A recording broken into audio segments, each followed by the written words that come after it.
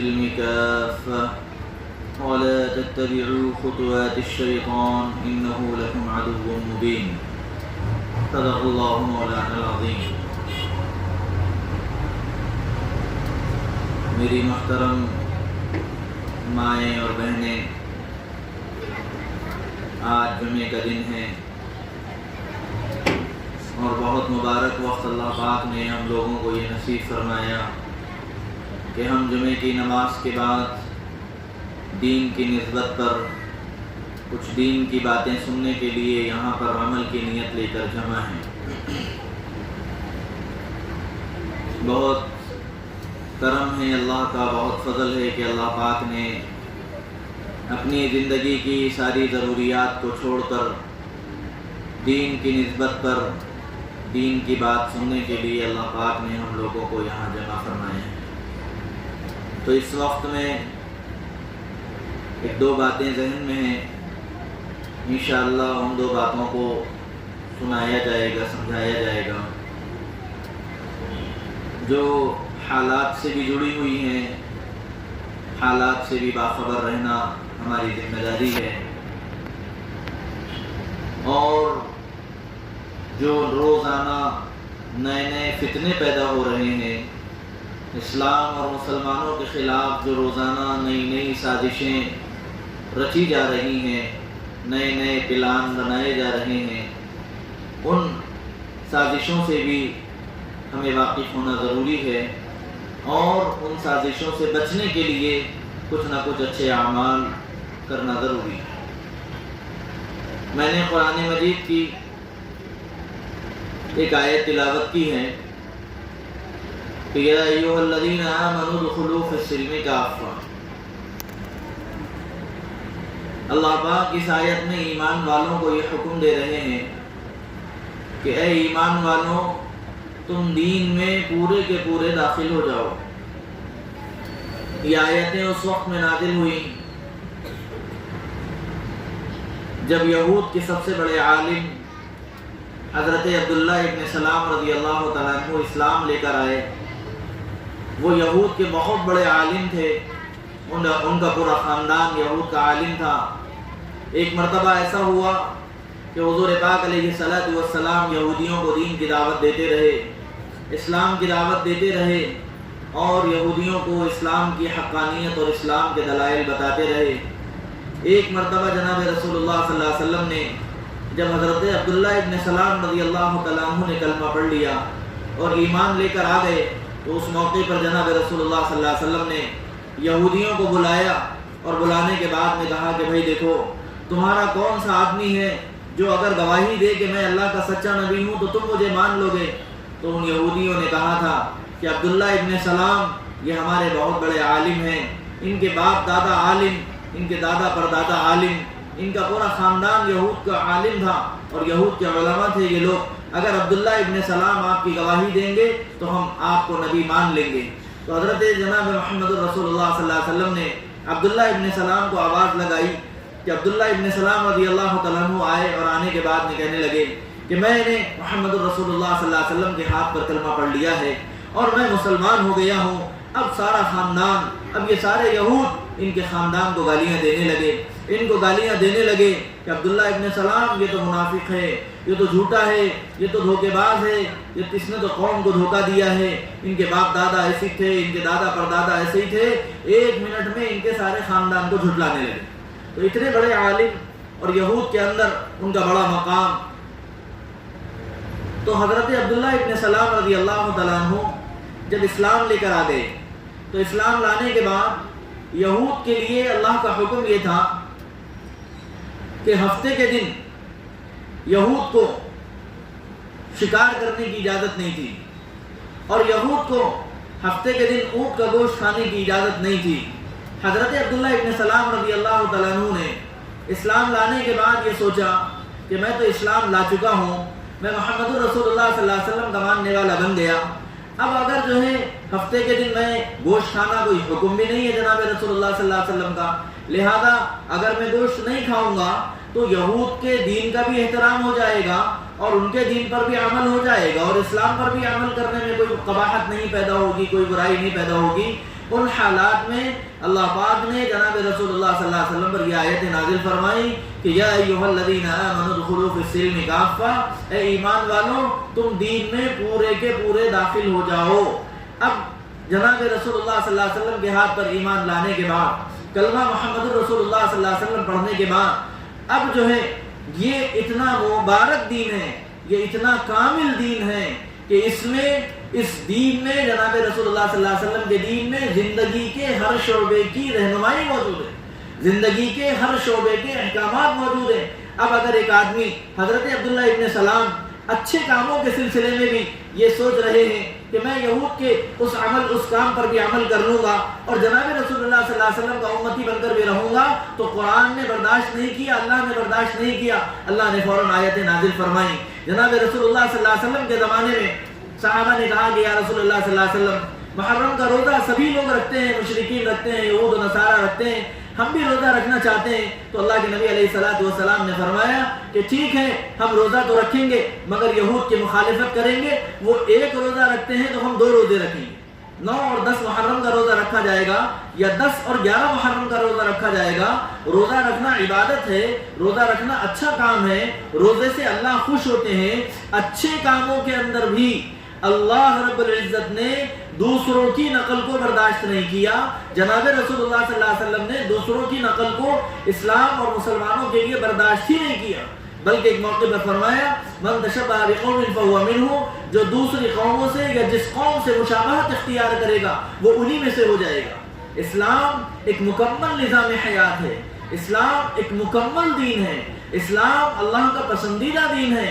اللہ پاک اپنے بندوں کو، ایمان والوں کو مخاطب کر کے اپنے دین کی عظمت بتا کر اس بات کی طرف توجہ دلا رہے ہیں کہ تم دین میں پورے داخل ہو جاؤ۔ ہر معاملے میں دین مقدم ہونا چاہیے، خوشی کا موقع ہو، غم کا موقع ہو، دین مقدم ہونا چاہیے، جناب رسول اللہ صلی اللہ علیہ وسلم کا حکم مقدم ہونا چاہیے۔ ہمارا حال یہ ہے کہ جہاں ہمارا دل چاہتا ہے وہاں ہم دین پر عمل کرتے ہیں اور جہاں ہمارا دل نہیں چاہتا وہاں ہم دین پر عمل نہیں کرتے۔ ایسا نہیں ہے، ہر معاملے میں ہم تجارت کریں تو جناب رسول اللہ صلی اللہ علیہ وسلم نے تجارت سکھلائی ہے، ہم شادی بیاہ کریں جناب رسول اللہ صلی اللہ علیہ وسلم نے شادی بیاہ سکھلائے ہیں، ہم گھر میں کھانا کھائیں میرے نبی کے کھانا کھانے کا طریقہ موجود ہے، ہمارے ساتھ ہمارے بچے ہوں ہم اپنے بچوں کو دین سکھلائیں، کھانے کے آداب سکھلائیں۔ محمد رسول اللہ صلی اللہ علیہ وسلم کیسے کھانا کھاتے تھے، سیدھے ہاتھ سے کھاتے تھے، کیسے بیٹھ کر کھاتے تھے۔ ہم اپنے بچوں کو یہ اس وقت یہ حالات کا تقاضا ہے کہ ہم اپنے بچوں کو اپنا دین سمجھائیں، اپنے بچوں کو اپنا مذہب سمجھائیں، اپنے مذہب کی، اپنے اسلام کی، جناب رسول اللہ صلی اللہ علیہ وسلم کی، قرآن کی عظمت اپنے بچوں کے دلوں کے اندر ہم پیدا کریں، ورنہ حالات ایسے بگڑ رہے ہیں، روزانہ نئے نئے معاملات بازار میں آ رہے ہیں اور مسلمانوں کو ستانے والے اعمال آ رہے ہیں۔ ایک معمولی سی بات کہ جہیز اور شادی بیاہ کا معاملہ، شادی بیاہ کے معاملے کو جناب رسول اللہ صلی اللہ علیہ وسلم جس زمانے میں آئے تو اسلام نے نکاح کا ایک ایسا مکمل نظام دیا، ایسا مکمل ایک طریقہ دیا، عورت کو اتنی عزت بخشی نکاح کے ذریعے سے اسلام نے، اور اتنا آسان نکاح کو بنایا گیا۔ حضور پاک علیہ السلام کے زمانے میں بیٹی کا گھر میں پیدا ہو جانا عیب سمجھا جاتا تھا، عیب سمجھا جاتا تھا۔ اگر کسی کے گھر میں بیٹی ہو جاتی وہ باہر نکل کے منہ چھپاتا تھا کہ میرے گھر میں بیٹی ہو گئی، معاشرے میں کسی کو بتاتا نہیں تھا۔ ایک صحابی ہیں فرماتے ہیں کہ حضور پاک علیہ السلام کے آنے سے پہلے اور اپنے اسلام لانے سے پہلے ان کو بیٹی ہوئی، اب وہ جو ہے انتظار میں ہے کہ کسی طرح موقع ملے تو میں اپنی بیٹی کو زندہ لے جا کر دفن کر دوں۔ اب انتظار کرتے کرتے ان کو موقع نہیں ملا، بیٹی 2.5 سال کی ہو گئی اور 2.5 سال کی ہونے کے بعد وہ ابا ابا کہنے لگی، باتیں کرنے لگی، اور پھر ان کو اس دن موقع ملا تو انہوں نے کیا کیا، اس بچی کو لے گئے اور لے جانے کے بعد قبرستان میں مٹی کھودی اور گڈھا کھودا، اور وہ گڈھا کھود رہے ہیں اور گڈھا کھودتے کھودتے مٹی باپ کے کپڑوں پر گر رہی ہے، تو بیٹی وہ مٹی کو صاف کر رہی ہے، ابو آپ کے کپڑوں کو مٹی لگ رہی ہے، آپ کے کپڑے گندے ہو رہے ہیں، ایسی باتیں کر رہی ہے، اور باپ کے کپڑوں کو صاف کر رہی ہے۔ عام طور پہ ہم معاشرے میں دیکھتے ہیں کہ بیٹی کو باپ سے بہت زیادہ محبت ہوتی ہے، بیٹوں کو ماں سے ہوتی ہے، اور بیٹی کو باپ سے بہت محبت ہوتی ہے۔ بیٹی باپ کا خیال رکھتی ہے، خدمت کرتی ہے، تو وہ معصوم سی بچی اپنے باپ کا خیال کر رہی ہے۔ باپ کے کپڑوں پر مٹی گر رہی ہے تو وہ باپ کے کپڑوں کو اوپر سے مٹی کو ہٹا رہی ہے۔ وہ صحابی فرماتے ہیں کہ میں اس وقت میں تو درندہ بن گیا تھا، اور مجھے معاشرے نے ایک پتھر دل انسان بنا دیا تھا۔ میں اپنی اس بچی کی محبت کے باوجود لے جا کر میں نے اپنی بچی کو زندہ دفن کر دیا۔ تو جناب رسول اللہ صلی اللہ علیہ وسلم کے آنے کے بعد حضور پاک علیہ الصلوۃ والسلام نے اور اسلام نے، اللہ پاک نے اسلام کی برکت سے، دین کی برکت سے، شریعت کی برکت سے عورت کو وہ مقام دیا، عورت کو وہ عزت دی، عورت کو گھر کی زینت بنایا، عورت کو گھر کا مالک بنایا، گھر کی مالکن بنایا۔ اللہ پاک نے، اسلام نے، جناب رسول اللہ صلی اللہ علیہ وسلم کی تعلیمات نے عورت کو وہ عزت بخشی ہے جو دوسرے مذاہب میں نہیں ملتی، جو دوسری قوموں کے پاس نہیں ملتی۔ ہم دنیا میں دیکھتے ہیں کہ دنیا میں ایک ایسی قوم ہے جو عورتوں سے نفرت کرتی ہے، عورتوں کو پسند نہیں کرتی، اور سنیاس لے لیتے ہیں، جنگلوں میں جا کر عبادت کرنے لگتے ہیں، اور نکاح اور شادی بیاہ کو دین نہیں سمجھتے، عبادت نہیں سمجھتے۔ ایک ایسی بھی قوم ہے دنیا کے اندر، اور ایک ایسی بھی قوم ہے جنہوں نے ہر معاملے میں عورت کو کھلونا بنا کے رکھ دیا، ہر چیز کے ایڈورٹائز میں عورت، ہر چیز میں عورت، دعوت میں عورت، ہر ہوٹلوں کے ریسیپشن پہ عورت، ٹی وی کے سیریلوں میں عورت، ایڈورٹائز کے لیے عورت۔ انہوں نے عورت کو بالکل بازار میں لا کر کھڑا کر دیا، عورت کی عزت کو بالکل ختم کر دیا۔ ان دونوں قوموں کے درمیان میں اللہ پاک نے اسلام کی برکت سے وہ نظام دیا، اور ایسا پاکیزہ نظام عورتوں کے لیے دیا گیا، اور نکاح کی برکت سے عورت کو عزت دے کر، عورت کو عزت دے کر اپنے شوہر کے گھر کا مالک بنایا، مالکن بنایا۔ لیکن آج ہمارے معاشرے میں جہیز ایک ایسا مسئلہ بنا ہوا ہے، اور لینا دینا ایسا مسئلہ بنا ہوا ہے کہ اللہ اکبر، کیا ہوگا، حالات کدھر جائیں گے، کچھ سمجھ نہیں آ۔ ابھی ہمارے پاس ایک صاحب آئے، آنے کے بعد میں کہنے لگے کہ صاحب وہ ہماری جو ہے بچی کا معاملہ تھا، اور جو ہے ہم لوگ جو ہے نا خاندان میں پہچانت کے لوگوں میں جو ہے بچی کا رشتہ کرے تھے۔ رشتہ کرنے کے بعد میں بچے والے بولے کہ بھئی اب دیکھو رشتہ ہو گیا نا، شادی کرنا چھے، جوڑے کی رقم دینا چھے نا آپ کو، تو 2 لاکھ روپے جوڑے کی رقم دے بولے۔ 2 لاکھ روپے جوڑے کی رقم طے ہو گئی، تو 2 لاکھ روپے جوڑے کی رقم طے ہونے کے بعد کہنے لگے کہ صاحب وہ ابھیش دے دو نا، ہم بچے کو باہر بھیجا دیتے۔ وہ 2 لاکھ روپے لے کے انہیں کیا کرا، ادھر ادھر کے قرضے ورضے ادا کر کے ویزا لے کے باہر چلے گیا۔ باہر جانے کے بعد میں وہاں پہ میرے کو کام اچھا نہیں ملا، نوکری اچھی نہیں ملی، دل نہیں لگ رہا، ایسا ویسا ناٹکا کر کے واپس آ گیا۔ اب وہ 2 لاکھ روپے خراب ہو گئے، نہ کام کرا اور 2 لاکھ روپے بھی ختم ہو گئے، نہ جاب کرا نہ نوکری کرا، 2 لاکھ روپے ختم ہو گئے۔ بہرحال خاندان کی بات تھی، اب رسم ہو گیا نا، رشتہ ہو گیا نا، چلو انہیں رکھ لیتا، بعد میں کیسا تو بھی کچھ تو بھی کر لیتا، بلکہ شادی کر دی۔ اب جب شادی کرے تو شادی کے بعد کمانا نہیں، محنت نہیں کرنا، کچھ بھی نہیں کرنا، جہیز کے مطالبے یہ وہ، حالات خراب ہوئے۔ حالات خراب ہونے کے بعد میں 6ویں 7ویں مہینے میں علیحدگی بھی ہو گئی، طلاق بھی ہو گئی۔ ایسے معاملات، ایسا لینے دینے کا ایسا زور لڑکی والوں کے اوپر بنایا جا رہا ہے ہمارے معاشرے میں، ایسے مسائل پیدا ہو رہے ہیں کہ جیسے جناب رسول اللہ صلی اللہ علیہ وسلم کے آنے سے پہلے بیٹی کا پیدا ہو جانا معاشرے کے لیے ایک مصیبت بن گیا تھا۔ ہمارے گناہوں کی وجہ سے، دین سے دور ہونے کی وجہ سے، معاشرے کے رسم و رواج کی وجہ سے، نیتوں کے خراب ہونے کی وجہ سے، مانگنے کا جو مطالبہ، مانگنے کا جو ماحول بن گیا جہے اسلام، اس کی وجہ سے حالات ایسے پیدا ہو رہے ہیں کہ معاشرے میں دوبارہ سے لڑکی کا پیدا ہونا ماں باپ کے لیے بوجھ بن رہا ہے۔ اس وجہ سے میری ماؤں اور بہنوں، ضرورت اس بات کی ہے کہ آپ حضرات اپنے خاندان میں ایسا ذہن بنائیں، ایسا اپنے بچوں کو تیار کریں، اپنے بھائیوں کو تیار کریں، اپنے ماں باپ کو تیار کریں کہ ہم ایسی جگہ شادی کریں گے، غریب گھر سے رشتہ جوڑیں گے، کچھ نہیں لیں گے، کوئی مطالبہ نہیں کریں گے۔ ہم نے بزرگوں سے سنا ہے، گجرات کے اندر، پالنپور کے اندر دعوت و تبلیغ کی محنت ہوئی، اس محنت کے نتیجے میں وہاں سے ایک جماعت آئی ہوئی تھی ہماری مسجد میں، بہت سالوں پہلے کی بات ہے۔ وہ وہاں کی کارگزاری سنا رہے تھے اور حالات سنا رہے تھے کہ پالنپور کے اندر 250 روپے میں نکاح ہو جاتا، 250 روپے میں نکاح ہو جاتا۔ وہ کیسے ہوتا بھائی؟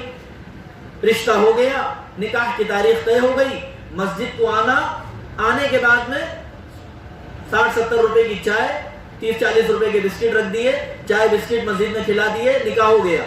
अब उसके बाद लड़की वालों की जिम्मेदारी है कि उन्होंने गाड़ी में बिठा के दुल्हन को दूल्हे के घर तक छोड़ना। लड़की के वाले साहब वो कहने लगे कि 150 रुपए में हमारे घर से बच्चे के घर की गाड़ी हो गई, 150 रुपए में ले जाकर दुल्हन को घर छोड़ दिया, शादी 250 रुपए में हो गई। लोग आज चाय भी पी लिए, नाश्ता भी कर लिए, खादी साहब भी आ गए, खुतबा भी हो गया और बच्ची रुखसत भी हो गई 250 रुपए के अंदर। कोई माँ बाप को खर्चे में डूबना नहीं पड़ा, कोई इंटरेस्ट सूद के पैसे लेना नहीं पड़ा, कुछ जो है तमाशा नहीं, कुछ किसी को तकलीफ नहीं, किसी को परेशानी नहीं।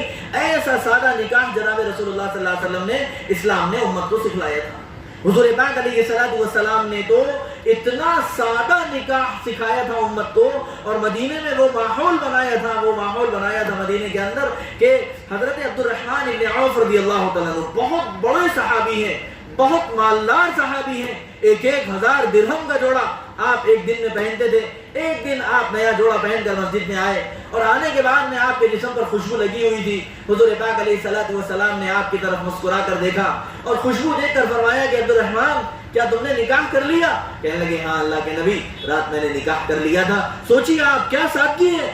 दोनों जहां का सरदार जनाब मोहम्मद रसूलुल्लाह सल्लल्लाहु अलैहि वसल्लम, जिनके ऊपर सहाबा जान देते थे, माल देते थे, कुर्बान हो जाते थे, लेकिन निकाह उनके जमाने में इतना आसान अमल था कि उन्होंने हुजूर पाक अलैहिस्सलातु वस्सलाम को निकाह की दावत भी नहीं दी। और अल्लाह के नबी नाराज भी नहीं हुए कि अब्दुर्रहमान शादी कर लिए, हमारे को दावत नहीं दिए। हमारे पास तो कोई एक खानदान का आदमी अगर हम भूल भी गए गलती से तो हंगामा हो जाता, लड़ाई झगड़े हो जाते, हमारे को कार्ड नहीं आया, हमारे को दावत नहीं दी बोल के। इतना हमारी जो है शादी ब्याह का मामला हमारे माशरे के अंदर इतना खतरनाक हालात इख्तियार करता जा रहा है, और लेने देने का मामला भी इतने खतरनाक हालात इख्तियार करता जा रहा है, और ये मामला इतना बिगाड़ इस मामले के अंदर पैदा हो गया, लेने देने के अंदर मांगने वालों का इतना बुरा हाल हो गया कि हमारी बेटियां देते देते थक जा रहे, बाद में खुदकशी करने पर हमारी बच्चियां मजबूर हो। जुल्म होता है हमारे घरों में बहुओं के ऊपर, जुल्म होता है हमारे घरों में बेटियों के ऊपर। कहां से खैर बरकत आएगी, कहां से सुकून आएगा हमारे घरों के अंदर, कहां से जो है राहत की सांस हम ले सकेंगे। अब ये है कि घर टेंशन का अड्डा बना हुआ है, टेंशन का कारखाना बना हुआ है हमारा घर। खुशियां खत्म हो गई, एक दूसरे को देख के गुस्सा आ रहा घर में, एक दूसरे से नफरत हो जा रही, मोहब्बतें खत्म हो गई, खुलूस खत्म हो गए, एक दूसरे के लिए कुर्बानी देने का जज्बा खत्म हो गया। मेरी माँ और बहनों, इन मसाइल पर आप लोगों को भी मेहनत करने की जरूरत है।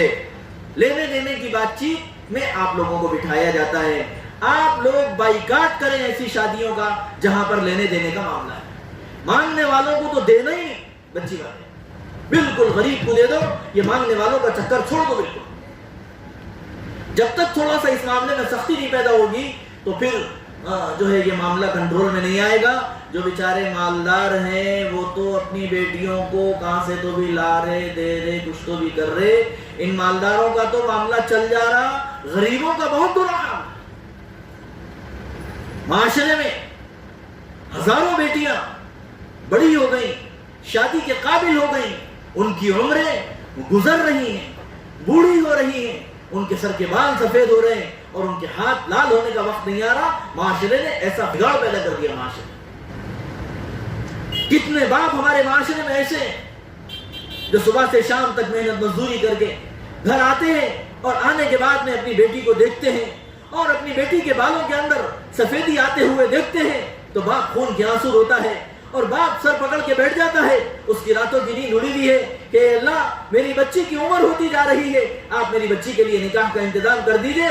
जितने रिश्ते आ रहे सब मांगने वालों के आ रहे, ये बेचारा गरीब कहां से इंतजाम। इसलिए मेरी माँ और बहनों, आपकी जिम्मेदारी है कि आपको अल्लाह ने जितनी ताकत दी है, जितनी आपकी जहां चल सकती है वहां चला के बताओ, वहां इस फितने को खत्म करके बताओ।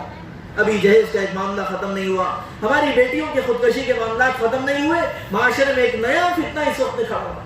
पूरे मुल्क के लोग परेशान हैं, ऐसे हालात इस मुल्क में बनाए जा रहे हैं। कुरान मजीद के खिलाफ एतराज का माहौल बनाया जा रहा है, ये मुतालबा किया जा रहा है, सुप्रीम कोर्ट में दरख्वास्त दी गई है कि कुरान मजीद के अंदर से वो आयतों को निकाल दिया जाए जिन आयात के अंदर जिहाद का तज़किरा है। और वो भी ऐसा आदमी दरख्वास्त दे रहा जिसकी जिंदगी में ना दीन है, ना अक्ल है, ना कुछ है, الٹا وہ شخص جو ہے وسیم رضوی اس کا نام ہے، وہ شیعہ وقف بورڈ کا چیئرمین تھا، اتنے پراپرٹیاں ڈال لیا کہ سی بی آئی کی انکوائری چل رہی ہے اس کے اوپر، ملزم ہے، مجرم ہے وہ شخص۔ ایسے مجرم کی، ایسے ملعون کی، ایسے ذلیل آدمی کی جس نے گورنمنٹ کو دھوکہ دیا، گورنمنٹ کے جو ہے پیسوں کو ڈال لیا، ایسے لوگوں کی درخواست کو بھی ہماری سپریم کورٹ نے اور جو ہے عدالت عظمیٰ نے ہماری قبول کر کے مسلمانوں کے جذبات کو ٹھیس پہنچائی، ان کی درخواست کو قبول کر لیا سپریم کورٹ۔ یہ حالات ہیں میری ماں اور بہن۔ ایسے حالات میں ضرورت ہے اس بات کی کہ ہم بھی جہاں دشمن قرآن کے خلاف کھڑا ہے، ہم قرآن کی محبت میں کھڑے ہو جائیں۔ قرآن سے محبت کا تقاضا یہ ہے، ہم ارادہ کریں جتنے بچے ہیں ہمارے گھر میں ہم سب کو حافظ بنائیں گے انشاءاللہ۔ جتنے بچے ہیں ہمارے گھر میں، ٹھیک ہے، صبح سے شام تک اسکول کو بھیجاؤ، انجینئر بناؤ، ڈاکٹر بناؤ، سب بناؤ، شام میں 1 گھنٹہ ہم اپنے بچے کو حافظ بنائیں گے۔ کوئی گھر ایسا نہیں رہنا چاہیے جہاں حافظ قرآن نہ ہو۔ یہ قرآن ہماری آسمانی کتاب ہے، یہ قرآن جناب رسول اللہ صلی اللہ علیہ وسلم پر نازل ہوئی کتاب ہے۔ ہمارا عقیدہ ہے کہ یہ قرآن آسمانی کتاب ہے، قرآن اللہ کا کلام ہے، یہ قرآن اللہ نے نازل کیا ہے اور اللہ ہی اس کی حفاظت کرنے والے ہیں۔ اور ہمارا یہ بھی عقیدہ ہے کہ قرآن مجید جیسا جناب رسول اللہ صلی اللہ علیہ وسلم پر نازل ہوا ویسا ہی آج تک موجود ہے، اور قیامت کی صبح تک یہ قرآن مجید ویسا ہی موجود رہے گا انشاءاللہ۔ ایک زبر زیر پیش کی بھی اس قرآن مجید کے اندر تبدیلی ہونے والی نہیں، ایک زبر زیر پیش کی بھی۔ آپ کو معلوم ہونا چاہیے اگر ہمارے پاس نماز میں امام صاحب غلطی کرے اور زبر زیر پیش کو غلط پڑھ لیے، پیچھے سے چھوٹا بچہ لقمہ دے دیتا الحمدللہ، زبر زیر پیش کی غلطی برداشت نہیں ہوتی، اور یہاں یہ کہا جا رہا ہے کہ صاحب یہ 26 آیتوں کو نکال دو۔ ان کا مطالبہ کسی درجے میں اللہ پاک پورا کرنے والے نہیں ہیں۔ ایسے بہت سے لوگ پیدا ہوئے دنیا میں جنہوں نے قرآن کے خلاف آواز اٹھائی اور قرآن کے خلاف سازشیں کی، اللہ نے ایسے لوگوں کو ذلیل اور رسوا کر کے اس دنیا سے ختم کر دیا۔ انشاءاللہ یہ بھی ذلیل اور رسوا ہو کر اس دنیا سے ختم ہو جائیں گے، ذلیل ہو جائیں گے یہ لوگ دنیا کے اندر جو قرآن مجید کے خلاف آواز اٹھا رہے ہیں۔ مگر میری ماں اور بہنوں، وقت کا تقاضا ہے کہ ہم قرآن سے محبت کرنے والے بن جائیں، اور اس کا ایک طریقہ یہ ہے کہ قرآن مجید کی تلاوت ہمارے گھروں کے اندر ہونا چاہیے، ہمارے بچے قرآن کے پڑھنے والے بنے، ہماری بیٹیاں قرآن کی تلاوت کرنے والے بنے۔ اور کتنے گھر ایسے ہیں جہاں صرف رمضان قرآن کھولا جاتا ہے، قرآن مجید ہمارے پاس گھروں میں الماری کے اوپر رکھا ہوا رہتا ہے۔ ہم نے بزرگوں کی تقریر میں سنا کہ ایک جگہ شادی ہو رہی تھی، شادی میں بیٹی کو لا کر ماں نے قرآن مجید دیا، اور دینے کے بعد میں کہنے لگی کہ بیٹی دیکھو، بیٹی نے کہا اماں یہ کیا ہے؟ کہنے لگے نہیں بیٹی، یہ میری شادی میں میرے ماں باپ دیے تھے، اس لیے میں تیرے کو تیری شادی میں دے دی۔ یعنی بیٹی کی شادی ہو رہی ہے اور بیٹی کو قرآن کیا ہے ماں نے نہیں بتلایا۔ تو جب اگر ایسا بگاڑ ہوگا اور ایسی بے دینی ہوگی اور قرآن سے ایسی بے رغبتی ہوگی، تو جناب رسول اللہ صلی اللہ علیہ وسلم نے ارشاد فرمایا کہ قرآن ہمارے لیے، قرآن ہم کو جنت میں بھی لے جائے گا اور یہی قرآن ہم کو جہنم میں بھی لے جائے گا۔ کہا یا رسول اللہ ایسے کیسے؟ فرمایا جو قرآن کی تلاوت کرے گا، قرآن سے محبت کرے گا، قرآن کا حق ادا کرے گا، تو یہ قرآن اللہ سے اس کے لیے سفارش کرے گا۔ کل قیامت کا دن ہوگا، آدمی کے لیے اللہ پاک جہنم کا فیصلہ کر دیں گے، فرشتے منہ کے بل گھسیٹ کر اس کو جہنم میں لے جا رہے ہوں گے، قرآن مجید آ کر کھڑا ہو جائے گا اللہ کے پاس، اللہ سے سفارش کرے گا، اے اللہ آپ اس کو کہاں ڈال رہے ہیں؟ اللہ کہیں گے جہنم میں ڈالا جا رہا ہے، یہ نافرمان ہے، گناہ گار ہے۔ قرآن کہے گا کہ اے اللہ اس نے کچھ بھی کیا ہوگا مگر وہ میری تلاوت کرتا تھا، میرا حق ادا کرتا تھا، مجھ سے محبت کرتا تھا، اے اللہ میں اس کو جو ہے آپ جہنم میں مت ڈالیے۔ اللہ غصے سے کہیں گے نہیں نہیں، ہم نے فیصلہ کر دیا ہے، اس کو جہنم میں ڈالا جائے گا۔ تو قرآن کہے گا اللہ سے، اے اللہ اگر آپ اس کو جہنم میں ڈال رہے تو آپ میرے کو بھی اس کے ساتھ میں جہنم میں ڈال دیں۔ تو قرآن مجید کو تو اللہ پاک جہنم میں نہیں ڈالیں گے۔ اب قرآن مجید کی ضد کی وجہ سے اللہ تعالیٰ سے قرآن ضد کرے گا، قرآن اللہ پاک سے سفارش کرے گا، تو اللہ پاک قرآن مجید کی بات کو سن کر جہنم کا جو فیصلہ ہو گیا تھا اس فیصلے کو واپس لے کر اللہ پاک دوبارہ سے اس کے لیے جنت میں بھیجنے کا انتظام کرتا۔ اور اگر قرآن مجید ہمارے گھروں میں ہے، دھول میں ہٹا ہوا ہے، کوئی اس کا خیال نہیں. قرآن مجید کمرے میں رکھا ہوا ہے، اسی کمرے میں ٹی وی چل رہا، اسی کمرے میں موبائل میں گانے چل رہے، اسی کمرے میں موبائل میں یوٹیوب میں الٹے سیدھے سیریلاں چل رہے. تو قرآن کو تکلیف ہوتی ہے. کل قیامت کا دن ہوگا، اللہ ہمارے دوسرے اچھے کاموں کی وجہ سے بھی اگر جنت کا فیصلہ کریں گے، قرآن آ کر اللہ سے جھگڑے گا، اللہ سے جو ہے شکایت کرے گا، اے اللہ آپ اس کو جنت میں کیسا ڈالتے، انہیں میری بے ادبی کرا، میری تلاوت نہیں کرا، میرا خیال نہیں رکھا، میری جو ہے میرے سے محبت نہیں کرا، اس کو آپ کیسا جنت میں ڈالتے. اللہ قرآن کی شکایت کو سن کر اپنا فیصلہ واپس لے کر اس کو آندھے منہ گھسیٹ کر جہنم میں ڈال دے. اس لیے میری ماؤں اور بہنوں، حالات بگڑتے جا رہے ہیں. اسلام کے خلاف، قرآن کے خلاف، مسلمانوں کے خلاف روزانہ نئی نئی سازشیں ہیں. ایسے فتنے فساد کے زمانے میں ہماری ذمہ داریاں بڑھ جاتی ہیں. ہم اپنے اندر تبدیلی پیدا کریں، نماز کی پابندی ہو، گھر کے اندر اچھا ماحول ہو، نماز کا ماحول ہو، قرآن کی تلاوت کا ماحول ہو، اور ہمارے جتنے بچے ہیں ہم ارادہ کریں کہ ہم اپنے بچوں کو حافظ قرآن بنائیں گے. سب بچوں کو بنائیں گے انشاءاللہ، بیٹیوں کو بھی بنائیں گے ہم حافظ قرآن. یہ لوگ قرآن کی 26 آیتیں نکالو بول رہے، ہم ہر گھر میں حافظ پیدا کر کے دنیا کو دکھائیں گے کہ مسلمان قرآن سے محبت کرتا ہے، مسلمان اللہ کے نبی سے، اللہ سے محبت کرتا ہے، اور مسلمان قرآن کی حفاظت کے لیے اپنے ہر بچے کو حافظ بنا کر دکھائیں گے. اس وجہ سے اللہ پاک سے دعا ہے کہ اللہ نے اس موقع پر ہم لوگوں کو یہاں جمع ہو کر بیٹھ کر کچھ دین کی باتوں کا مذاکرہ کرنے کی اللہ پاک نے توفیق عطا فرمائی. تو اللہ سے دعا ہے کہ اللہ پاک اس وقت میں جو باتیں کہی گئی ہیں، اللہ پاک ان ذمہ داریوں کو سمجھنے کی ہمیں توفیق عطا فرمائے، قرآن کی محبت ہمارے دلوں میں پیدا فرمائے، اور ہماری نسلوں میں، ہماری اولادوں میں اللہ پاک حافظ، عالم اور دین کے خدام پیدا فرمائے. اور ہماری جو ہے ہم اس وقت میں اللہ سے ارادہ کرتے ہیں، اللہ رب العزت کو حاضر و ناظر جان کر، کہ ہم اپنے بچوں کو انشاءاللہ حافظ قرآن بنائیں گے. اللہ پاک ہمارے ان ارادوں کو قبول فرمائے. وآخر دعوانا الحمدللہ رب العالمین. اللهم صل على سيدنا حبيبنا مولانا محمد وبارك وسلم.